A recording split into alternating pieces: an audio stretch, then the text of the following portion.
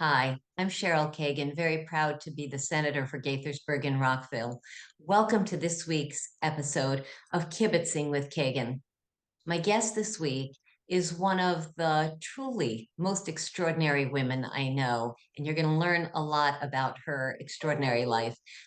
Michelle DiFebo Freeman, President and CEO of the Carl M. Freeman Companies and Foundation and the Joshua M. Freeman and so much more. Welcome. Thank you so much for taking the time to chat. Thanks for having me. Yeah, I'm pleased to be here. Thank you. Yay. So I think I want to start way, way back. So Sure. you have two of the coolest parents ever. You have a fabulous sister. Talk about your childhood, if you would, growing up in Delaware. Yeah, grew up north of the beach towns in a very Italian Catholic family, very immigrant based. Knew the story of my immigrant grandparents, which I think today guides some of my philanthropy, guides some of the way I feel about life and who comes to our country. But anyway, yeah, and it was a loving, mildly crazy family. And we ate together every Sunday. Mm. Um, and we loved one another. And again, I think there was some dysfunctional there, but there was also lots of love. And I think that my parents are people who taught me that, there is a lot of, there's a lot of self-love in showing up every day for life. Yes. And yeah, so I'm just really grateful to having grown up there. It was a simple life. Yeah. So as I was thinking about the questions and the topics I want to talk about with you, one of the words that kept coming up was challenge. And sometimes challenges and opportunities, there are challenges and blessings, but that's going to weave through some of our conversation today because you are in so many ways a survivor and have flourished, but have had a lot of challenges. So so you became a single mom Yeah. with wonderful Nick. So Yeah. why don't you talk about some of that period in your life and some of the other challenges? Sure, sure, sure. So I've talked about very openly the fact that my family is blessed with recovery.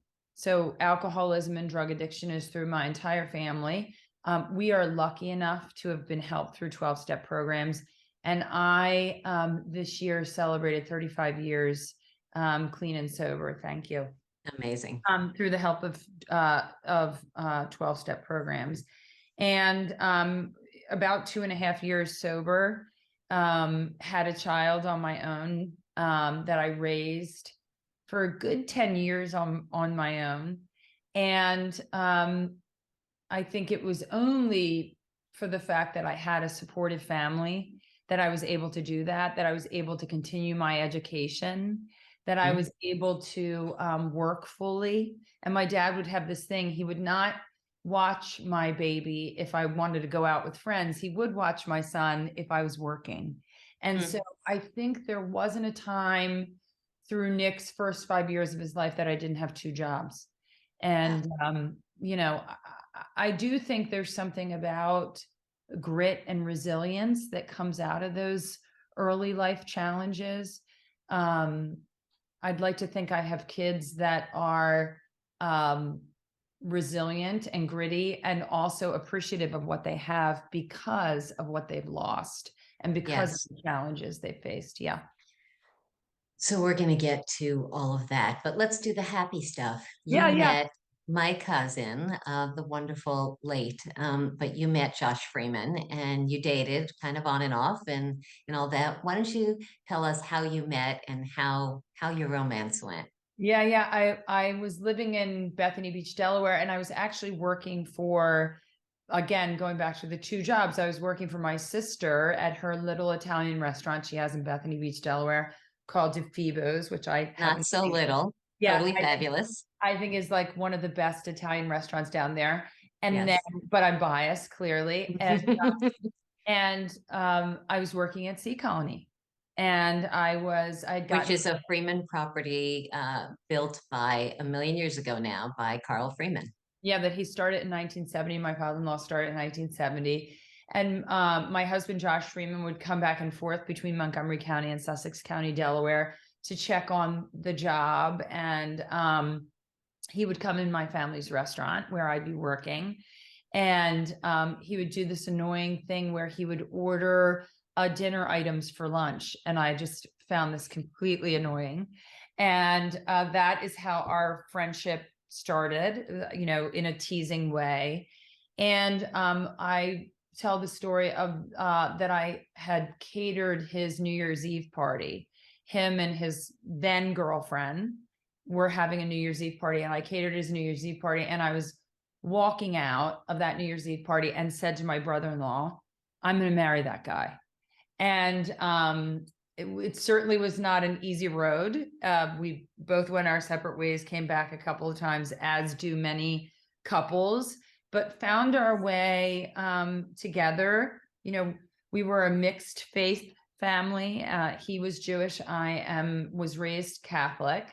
Yeah. And, I think figured out that we loved one another and could accept each other's faith, and where we had both gotten to in the way of our own spirituality, we found more in common than we did different. So And I have to, oh, yeah, go ahead. Go you ahead. have to tell the story of how the engagement happened, because I think that's such a beautiful story. The engagement happened. Well, two things I think were interesting. We actually got back together because he had heard me at a public meeting kind of testify on behalf of a current community that we're building still today, Bayside. And he said, wow, that's one of the gutsiest things I've ever seen someone do, is stand up and talk like that. And a few months later, we were engaged, but we were engaged. He asked me to marry him in the middle of the Marriage of Figaro at the Washington National Opera. He got down in the middle of, and we were in a box, and he got down on his knee in the middle of that opera and said, will you be my wife? Will you live your life with me? And of course I said, yes, of course. And then it's fair to say that he wanted to stay for the rest of the opera and I did not. And we left and started calling all our family and friends. And yeah, our life kind of grew from there. And it was Camelotish, at least from where I sat, because he was the only son of a wealthy Jewish developer, and I was clearly not that. Right. I came from a middle-class family in Wilmington, Delaware, and we really did have just a beautiful life together. So you have two beautiful children in Ben and Juliana who have Yep. grown up to be such wonderful people. Thank you. And then Josh was killed in a helicopter crash, which Yeah. was the most devastating. Yeah. Yeah. I think, I think it's hard when it's funny. I've talked about this before. I was 39. He was 42. We had three children at that point, 15, 4 and 2. It was in 2006 and it was right before the holidays. It was December 14th. So next week we'll actually celebrate or mark, not celebrate, 16 years since the accident. It has become a part of my story that I can talk about freely. It was not like that for a long time. I could barely talk about it, but it was a helicopter accident that happened in bad weather. And he was going between holiday parties. He was leaving a holiday party at the beach, and he was flying in a helicopter, which we often did, or he often did, between projects. It's a 30-minute flight as the crow flies, what would normally take 3 hours in a car. And he was killed instantly on the site. And, I say my life was one way on one day and was completely and utterly different on the day after. And it has brought my life this, the nuance of understanding that you have to love the people you love hard. And I was lucky enough to really be fully self-expressed with my husband. So at 39, for whatever reason, maybe my program and being in a 12-step program, I really do tell people I love them. I really do hug and cherish the people in my life and try to do a good job of staying connected to people. That accident and losing him the way I did has really just reinforced that life is short. And Yes. he lived a full life, but the older I get, now I'm 55, the older I get, the younger he seemed. Like at the time, Yes. 42 was like, he had lived this incredibly incredible life. Now I look back and think, gosh, in a lot of ways the loss is harder the older I get, because you realize just how much living he left behind. And Yes. I will say, I do feel called every day to show up for life. I think the ones that are left behind, you, me, the other people that loved him, we have what he never got, which is time. And you have to wake up and make the most of that, really, truly. So, that's what we're charged to do, I think, when you're left behind and that person leaves you, you have to think that if they could have had 15 more minutes, they'd want it to see their kids grow, to see all the things they missed. And so I live fully into those things every day in honor of him. So as you know, I was at the dinner party that he was flying to that night. And Yeah. anyway, you found love again I- in wonderful Matt Haley, and then lost love again. Yeah. So why don't you talk super briefly about Matt, and then just talk about what you've learned and what you might share about tips for surviving grief. And you've already spoken about some of that. Is there anything else you would want to add? Yeah, just 8 years later, Matt Healy and I had been friends for a really long time. He actually sat on the board of the Joshua Freeman Foundation, which is, still amazing to me that he came into my life like that. And then on a trip to India to do some philanthropic work between India and Nepal, he was hit by a truck as he was on his motorcycle and killed. Um, so that second loss was actually in a lot of ways harder because I knew what I was facing. There was a naivety when I lost Josh, but for Matt, I was fully aware of what I was about to walk through. What I would say to people is that you never, ever fully move on, but you do move forward. And that's our job here. I mean, going back to why we're left behind, I think, a lot of times, if whatever your power that is and whatever your higher power is, in those moments, you question your higher power and say, what in God's name is this? What? I had to say to my therapist, I'm a big believer in grief therapy. My entire family, I was lucky enough to have healthcare that allowed us to have grief therapy. And I said to her, have you ever had anyone that's lost two people tragically like I have? And she said, no, but I won't abandon you through this, and I won't, I will hold your pain for a while if you need me to. And so I had a lot of loving people in my life who were very patient with me as I mourned his loss, and a lot of people that just recognized that it was going to be a long, hard road for me. I'm grateful that he was in my life. I wouldn't give it back. I wouldn't give it back. That's what true love says. You know. So I want to pivot so that I don't cry this whole thing. Yeah, sure, sure, Um, sure. I want to pivot from heart challenges to head challenges. Yeah, So let's talk about the fact that you are a woman in a primarily man's field in several different places, yeah, whether that's real estate or as part of monumental sports, hanging out with guys and athletes and all that.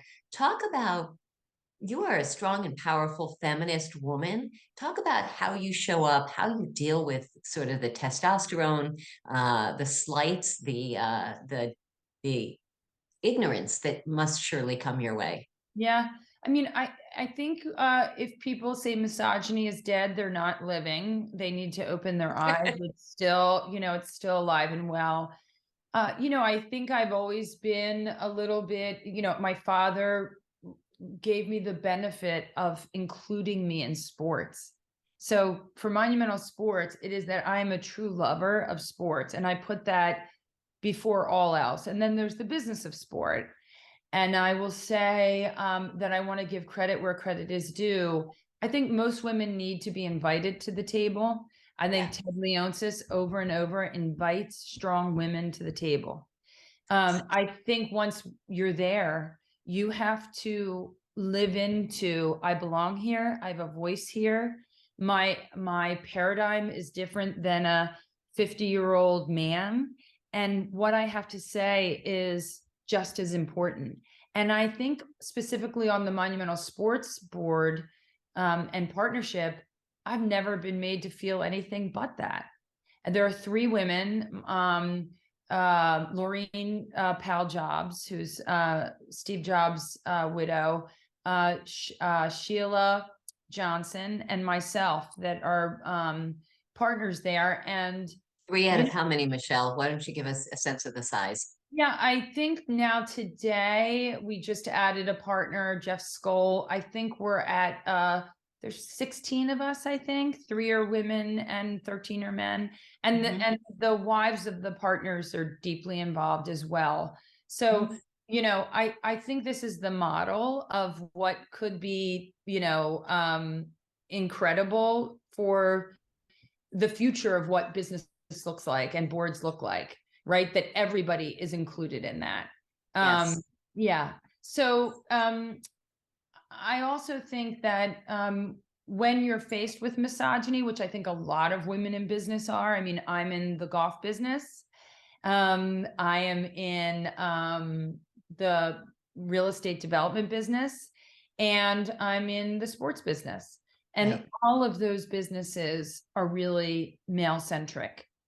I think there's a moment, you know, we go back to my spirituality, but there's a lot of times there's a moment of taking a deep breath and recognizing my own self-worth and saying, I belong here, and then moving forward.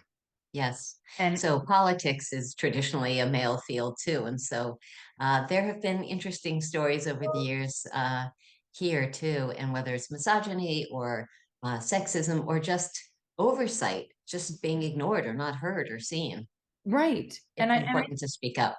Yeah. And I think sometimes people don't even, can I say that maybe they're just not even aware of what they're saying. Like they're just not self-aware enough that when you approach me and this has been a gazillion times, and someone will introduce me and say, this is Michelle Freeman, let's just take the golf courses or sports, and they'll say, oh, what do you do here? Are you the marketing director? Right. And you say, no, I actually own this. Yes. And their absolute surprise at the fact that, oh, this is female led and owned, right? Yes. So, yes. So yeah, How do you think that shows up? How do you think the company, the businesses are different for being female owned and led? I think they're probably, I mean, I want to say that first of all, I'm deeply aware of pay equity, right? Are the women in our company being paid the same as males? So there's an internal audit and conversation that's going on. I don't know if Josh did that or not because I wasn't privy to it. I think there's an understanding. It's as simple as, you know, are these areas well lit? Because for women, you know, real estate development is, you know, personal safety is different. Yeah. You know, I think human connection. The Freeman companies have always been focused on how do we create real estate that connects people. And I would say that since the deaths in my life, I say, not only how do we create real estate that connects people, but how do we take a stand against loneliness? Like, how do we say our properties can actually connect people and bring value into human connection? And Amazing. so, yeah. So would Josh do that today? Who knows? I mean, I don't have the benefit of that conversation with him. I'd like to think that he'd be pleased with where we've gone in some of the real estate decisions we've made. No question. Yeah. Let's pivot to philanthropy. Yes. For folks watching who don't know this, one of the greatest honors of my life was when I announced that I was stepping down and not running for reelection to the House of Delegates, that Josh Freeman insisted on me getting up early and having breakfast with him and talked me into being the first ever executive director of the Carl M. Freeman Foundation, where we gave away over $1 million to area nonprofits. So so Michelle, why don't you talk about, since Josh's passing, um, let's stay with the Carl M. Freeman Foundation first, and then we'll pivot to Josh's foundation established in Josh's memory. Mhm. What really are your passions? What are you proudest of that the Carl M. Freeman Foundation has done and is doing? Yeah. I mean, first, the story of it is just to me, everything I have in my life is a direct result of me loving Josh Freeman. And so Carl and Virginia Freeman had it in their life that as their success increased, so would their philanthropy. Mhm. And that's a beautiful thing, because they weren't billionaires by any means, but they made a decision through their Jewish faith that, like, hey, it's important to make the places that we develop better, and Yes. we can be additive to the story. And so today, and I was just with Cheryl and told this story about, Carl Freeman was a Jewish man who no one would buy real estate from. He dropped the D from his name and went from being Friedman to Freeman. And I think from those humble starts, the foundation that bears his name has given away $60 million to over 1,500 organizations in Amazing. Montgomery County, Maryland, the District of Columbia, Virginia, and Delaware. And so what's important to me in the way of philanthropy? I mean, I can honestly say that everything from our support from Covenant House, that's looking at teenage homelessness, to we just helped underwrite a medical van that will go into some of the most underserved areas of Delaware and bring medical access, to helping rebuild 3 golf courses. I mean, the way you change, it's funny, In DC for lower income folks, just not that's separate from the fancy golf courses with Jack Nicklaus's name and stuff. No, because if you, here's a way that philanthropy is solving a problem. In golf, in the PGA, less than 4% of PGA players are people of color. Right. How do you change that stat? You give them access. How do you Right. give them access? You build municipal courses that Mhm. they can, that people of color and people living in regular middle class neighborhoods or neighborhoods with low barrier can get in there and play golf. Yes. Yeah. So those are some of the cool things we're doing that I go, philanthropy is everything. Super cool. Yes. Yes. So going back to the theme of challenges, one of the challenges of philanthropy is making decisions. There are always way more people and way more needs, way more worthy organizations than there is money or opportunity to go around. What are the challenges? How do you decide? How do you prioritize? And how do you say no? Yeah. I mean, I think one is we always look at leadership, right? A nonprofit that has good leadership, that's paying attention to its impact and metrics, that isn't recreating the wheel, that's really providing a service that no one else is providing, like Interfaith Works, for example, right? That is solving, non-housed people in Montgomery County, that's feeding people, that has wraparound services, or something like the ARC in the District of Columbia on Mississippi Avenue, that is really saying there's 7,000 kids that live under the poverty level within a 10-block radius. We're going to treat those kids and maybe break the cycle of poverty. So Yes. we're paying attention to the mission of these places, the impact of these places, and the leadership of these places before were giving money. And then through the FACES program, which you started, and I'm internally grateful because, FACES stands for Freeman Assist Communities with Extra Support. And Cheryl started this program when she was the ED, the executive director, so that we could find new nonprofits whose budgets were way lower than these huge organizations, but were doing incredible work in their communities. And we could give them smaller donations, right? Smaller grants for us, which are $2,500, $5,000 grants. Mhm. And then you watch them grow and really Yes. use every cent of that grant to, to really, work toward their mission.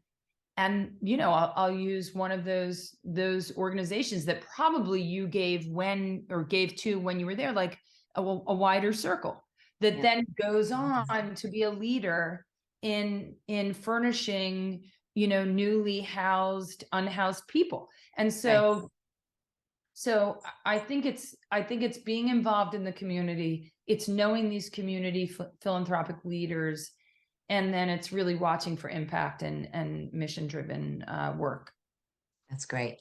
Yeah. Now, through Venture Philanthropy Partners, VPP, Josh used to be on the board. You're still totally engaged in VPP as such a thought leader in philanthropy.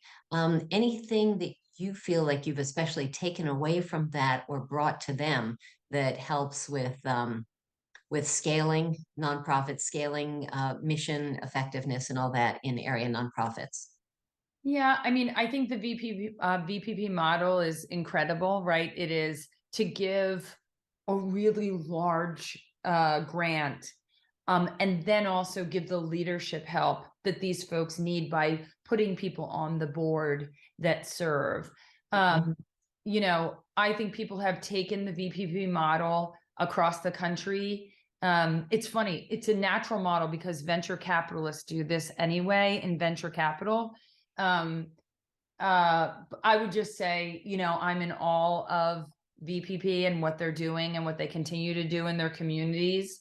And for smaller organizations like the Carl Freeman Foundation and maybe other organizations, nonprofits, you can watch what they're funding. Yes. And it's like best in class. Right. It's like the guide star of guide star, and say, yeah, you know what? I'm going to follow on and give what I can to that organization because now they have the leadership and dollars that they need. Yeah. Yes. So, from the Carl M. Freeman Foundation, let's now pivot to the Joshua M. Freeman Foundation, which was established after his passing.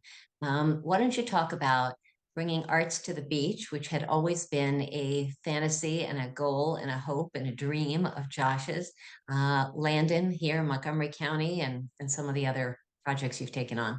Yeah. So the Josh Freeman Foundation was started in 2007. It really grew out of this idea that a lot of people wanted to honor Josh in some way. And we as a family really wanted that to be a living, breathing thing versus, some statue or, there were a lot of things being kicked around at the time. And I talked about recently the fact that one of the memories, I think when you lose people, you have these memories that are more like they almost live like holograms. And one of them is Josh and I went to this concert by the Mid-Atlantic Symphony Orchestra on a Sunday at Bear Trap, which is one of our golf communities. And I looked over and my husband like had a baby in his arms and the sun was shining and the music was playing. And he might have had his favorite beer, a Guinness, in his hand too. And, it was a moment that was perfect. It was just perfect. Mhm. And Josh sat on the board at the Washington National Opera.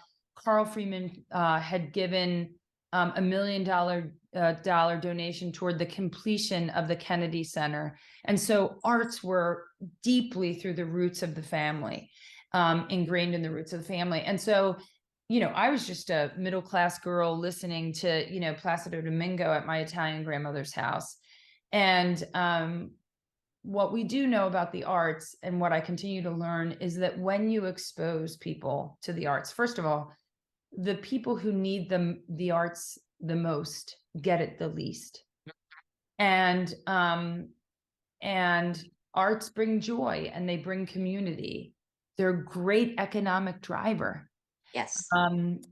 And I think we started very small in 2007. I think our first year. So we said, okay, we're going to do this thing. We're going to call it the Joshua Freeman Foundation. It's going to be a public charity, and we're going to open it to the public and invite a myriad of different genres and have people come bring their chairs and their blankets and watch art, performing arts. And it's grown from that, which was, 13,000 people that first year and a small wooden stage, to a 4,000 seat theater that last year hosted about 90,000 people. Sheryl Crow to the Indigo Girls to Jason Isbell to, you name it, has Chicago, Earth, Wind and Fire. They've all been there. Yo-Yo Ma. And it is truly if you build it, they will come. Yes. And amazing. Yeah, it's been a wonderful, wonderful journey for us to put our grief into action. I've done everything from pick up chairs to make coffee to take trash. And there's somewhere in that service that healing started to happen for me. Yeah. Yeah. Next challenge, COVID. Yeah. People, how did you deal with the stage? Why don't you talk about some of the ways that was affecting the retail space? Obviously, everywhere was challenged. Home buying, golf course use, all that. Why don't you speak briefly about the impact of COVID? Yeah, COVID's been, I think, here's what I learned about COVID. One is that I am a person that needs to work around people. Two, that my offices are a place of inspiration for me because I'm inspired by the people I work with. I will not be a person so our whole goal was to get back into the office. When you look at a neighborhood plan and you're trying to decide where a road is or where a pool goes, you need people's input in that. And the most natural way is to be around a table. Right. Right. So our goal was to get back to work and get back together. Golf courses did incredibly well. It was the one sport you could actually play, right? Outside. Yeah. I think the ingenuity of people was incredible. The fear was high, but the ingenuity of people was incredible. We never closed the Freeman Arts Pavilion. I saw a picture of Domino Park in New York, and they had drawn these big circles on the ground. And so we said, if we can get artists who we can protect to come play, we'll do these big circles. We'll allow people to sit in the circles. You couldn't go outside the circles. And we were able to have, I don't know, I want to say like 500 people in the venue. And it was more than most people were doing. And we were grateful because we didn't feel like we lost a ton. But, yes. Listen, I think as a society, we're still unearthing and figuring out what COVID truly cost us. And Yes. I think that is from early childhood education and what it's cost. And of course, the poor have paid at a higher rate than those who were able to go to, private institutions that figured it out. Yeah. So, I think once again, we've learned a few things about ourselves. If you choose to look at it that way, it was a time for self-reflection and to learning about what was important to us as business people. So I have a bunch more questions. I want to see whether we can run through some more challenges. You have a million more demands on your time. Be on my board, speak at my event. How do you manage your time? And why don't you speak to, and I ask men this too, work-life balance, because you are such an extraordinary, devoted mom. So how do you figure out when to say yes and when to say no? Yeah, I think one I'll speak to is I don't really believe in work-life balance. I don't think that I just think it's a matter of shifting priorities all the time. And I do think two things. I'm highly organized. I believe in lists. I'm a list maker. And that act of really physically marking something off my list is like joy of joys. It's joy of joys. There's nothing better. And then, Mhm. I think prioritizing, there's a woman that works for us, for me, that Cheryl knows, Patty Grimes, who, once said to me, it's my relationship to my higher power. It's my relationship to my husband. My Mhm. kids come next, and work. And Mhm. when you have that kind of thinking around what comes first, it Mhm. guides everything else. I just sent my last child off to college this year. And so truly, I'm learning to live in a new world order where I do have time to accept some things. And that's been really lovely. And I became a grandmother. So trying to figure Yes. out, yeah, how to kind of work all of those people who need and want me in their life, and then how to do self-care. I will say, as I get older, um, having the opportunity to walk and take care of myself on a daily basis, 30 minutes to an hour of exercise, is critical for my mental, more than even my physical body, my mental body. Yeah. Well, I actually had a question about your physical body, and I don't mean the body, but your fashion, because there's been press coverage about you as a fashion plate and as a trendsetter and all that. Talk briefly about what you believe fashion and attire communicates and how Yeah. you think about it. Yeah. Right. I've talked about this, that right after Josh died, I always wore suits. I always was in a business suit. And the reason why, looking back now, is almost like my armor. I felt like there were so many things swirling around that we could talk about around the state. And when someone like Josh dies, and who comes into your life, and how you have to trust people and learn to not trust people. And those suits really gave me some guard between me and those people. I feel more freely to express myself through fashion today. I think that, women can wear whatever they want, as long as they feel comfortable, strong, and proud in Mm. it.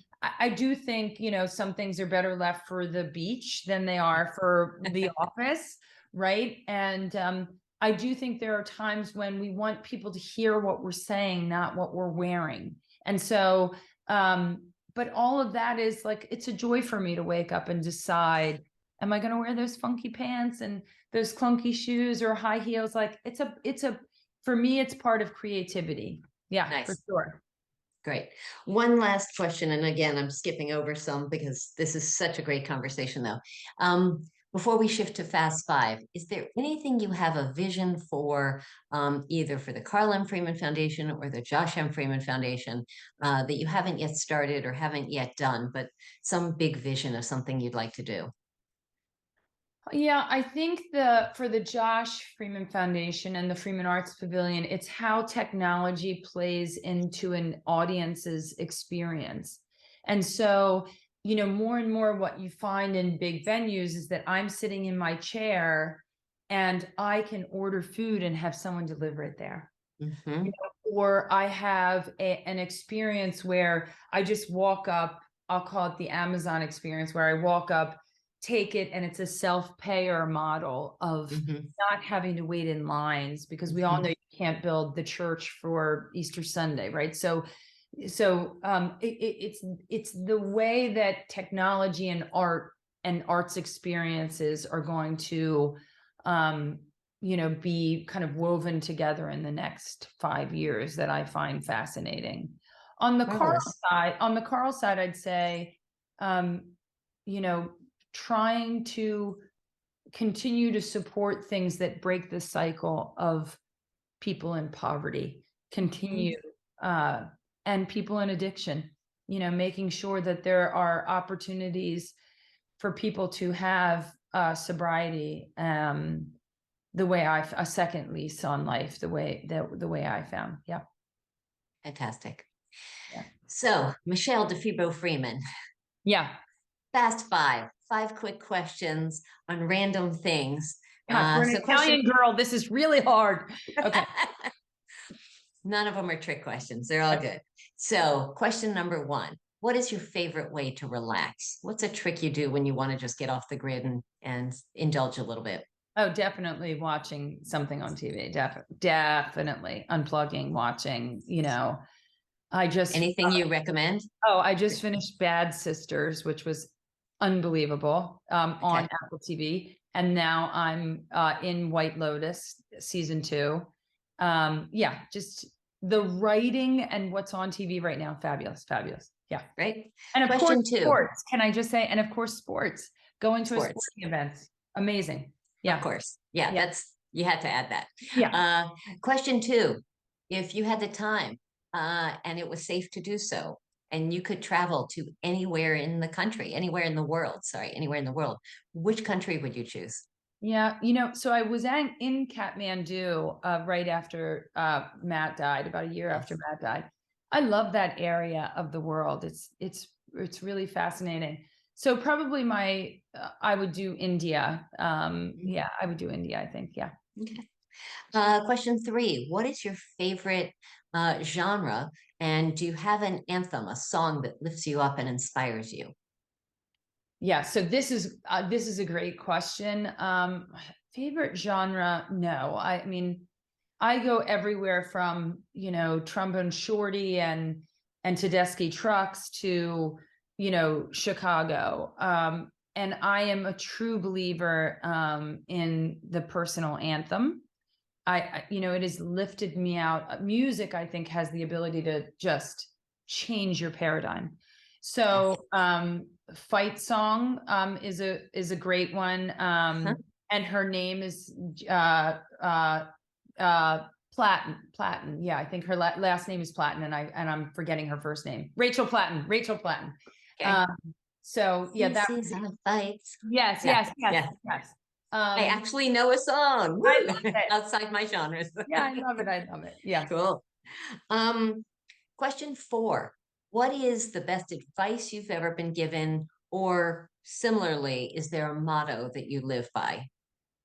Yeah, I mean, I think the deep breath moment, there is no moment that you come to that you don't have everything inside you to meet. I just truly believe that. And that's probably related to my faith. And this idea that you're never abandoned if you believe in and have a personal relationship to a higher power, and that deep breath actually calls into yourself, your strength, and that you were made to be in that moment. So of course you can meet it. Of course you can meet it. So yeah. The 5th question, Michelle, the question that I ask everybody. What is your hidden secret superpower? What is a skill or talent you have, something you're really good at that most folks can't do? Yeah. So my secret hidden superpower is that the crazier things get around me, the more calm I become. Wow. And so in the middle of a whirling dervish, I have this real sense of calm that has served me super well. Now you could see me on other days and I'm an absolute mess, and my car's dirty and things are happening that are totally out of my control. But yeah, this just ability to stay very calm when I need to be calm and strong. Yeah. Fantastic. That's amazing. Yeah. Well, Michelle DiFebo Freeman, I adore you. I respect you. I admire you. And thank you for all you do for the company, for the community, for women, for children, for just everything. Thank you for all you do. And thank you for making the time to kibitz with me today. Thank you, Cheryl, for having me. I'm so pleased to be able to have this little time with you. And yeah, it's been wonderful. Thank you. Excellent. See you very soon. Thank you. Bye-bye.